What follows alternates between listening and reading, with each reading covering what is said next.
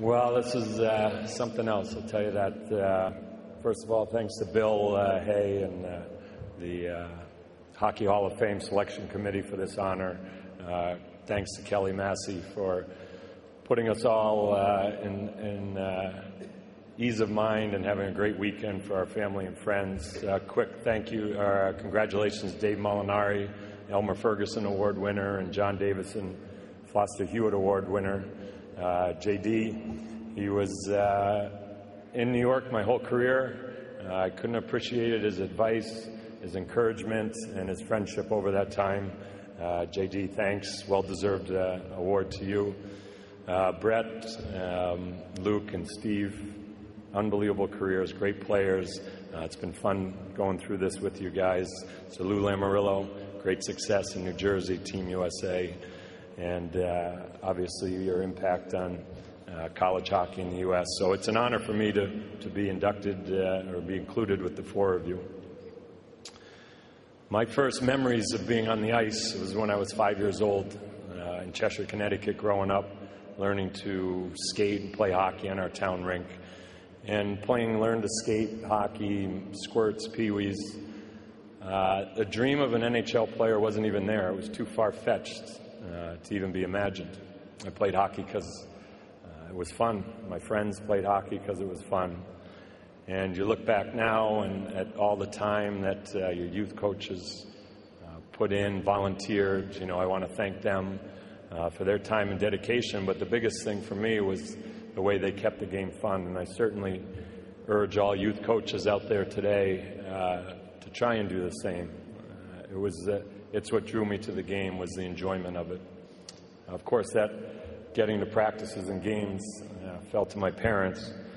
And myself, my brother Eric, my sister Beth, couldn't have been more fortunate to have a mom and dad that encouraged us to play sports, always put us first, whether it was hockey, baseball, football, gymnastic, horse shows. You look to the sidelines, you look to the bench, one of them was there. And Mom and Dad, I love you. I appreciate your sacrifices and allowing us to grow up in a loving and supportive environment.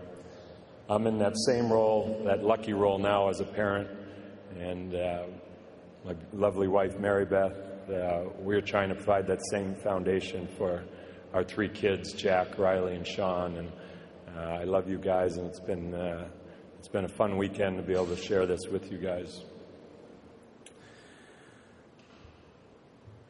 You know, I grew up playing hockey because it was fun.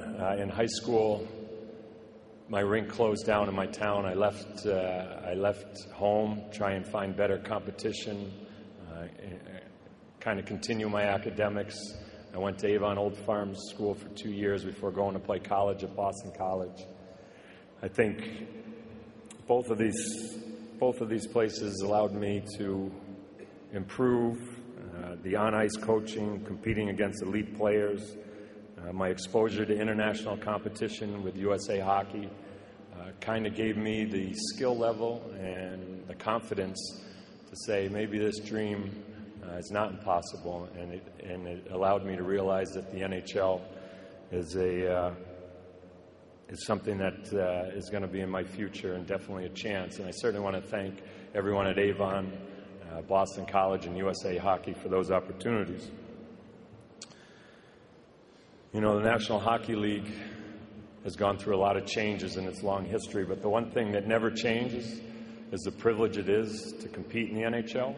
And I was lucky enough to play for 3 of the original 6 teams, and my time in both Toronto and Boston was short, but wearing the maple leaf and the spoked bee on my jersey, like so many great players had before me, I felt a lot of pride in that, and just being a small part of their long history was very special to me. And I'd certainly like to thank the fans, both the Leafs and Bruins, as well as everyone within each organization for treating my family and I with respect and with kindness.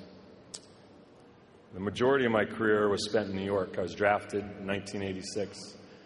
Craig Patrick drafted me as an 18-year-old. You have no idea what your future is with that organization, with that city. I played my first game a few days before my 19th birthday, before my 20th birthday, and my last a day before my 36th. And during those years, you meet so many people, you share so many experiences, family, friends, and teammates, trainers, coaches, office personnel, and of course, the diehard Ranger fans. And through good and bad times, we became part of one big extended family. Our hope was to play a part in bringing a championship to New York, but it was through our daily interactions that memories were created and lasting relationships formed. And for fear of leaving anyone out, I can only say that, my sincere gratitude, appreciation go to everyone that helped to shape, influenced me during my years in New York. Madison Square Garden, New York City, New York Rangers will always feel like home to me, and I thank you all for that. There's a few people here from those teams, a few players that I played with. I just want to acknowledge quickly Jeff Bukaboom, my partner and bodyguard for a lot of those years. Adam Graves, great man, player I played the most games with in my career, foundation of most of our teams. Mike Richter, our big game goalie, erased a lot of my mistakes with a big save.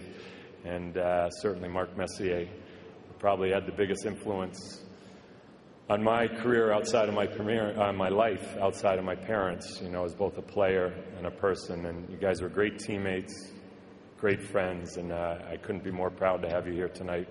Thank you, guys.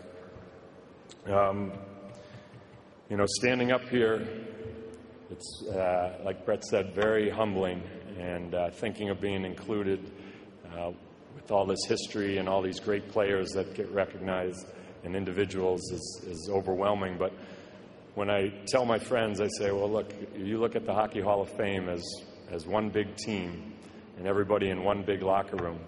Even if I never get on the ice for one shift, it's still the best team in the world to be on, and I'm truly honored. Thank you very much.